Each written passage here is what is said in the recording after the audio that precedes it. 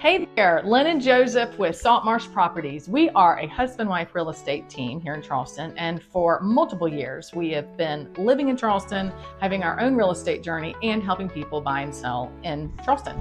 So we've begun a video series where we're touching on all the things that you want to think about if you're buying or selling, different communities, things you want to consider about where your house is located. But we also want to talk about the actual nitty-gritty of real estate, which have to do with pricing, interest rates, etc.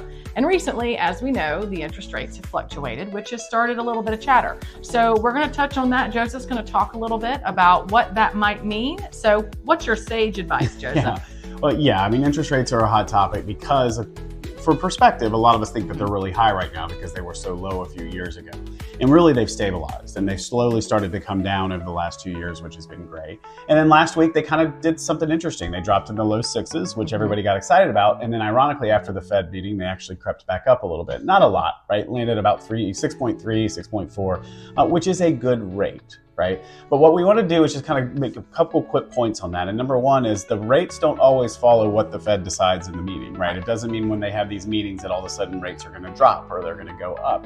It does take time for that to happen. And the most important thing we want to make sure that we point out just from our standpoint is that real estate is a long game, right? So regardless of what the rates are going to do, what we've known from the beginning of time is real estate appreciates. So if you are on the fence and you're waiting for what the rates are going to do, that could be dangerous because while you're waiting, prices are going up. Right. Now, from a seller standpoint, you might think, well, that's a good thing. Prices are going up. That's not the long game, though. At that point, you're trying to play the short game. So just understand that, yes, rates are going to affect people on an individual basis as far as their affordability is concerned. But what we do know is that in the long game is if you have to buy or sell based on your life events right now, then buy or sell because of your life events right now. Right. Don't try to play the rate game because in the long run, the appreciation is going to beat every time, whatever the rates are deciding to do.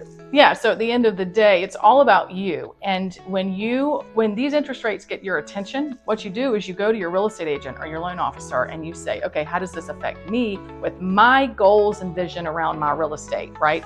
And that's where we step in and help you on that. So anyway, tune in. There's our YouTube information. We'd love for you to follow us because we're just touching on all of this.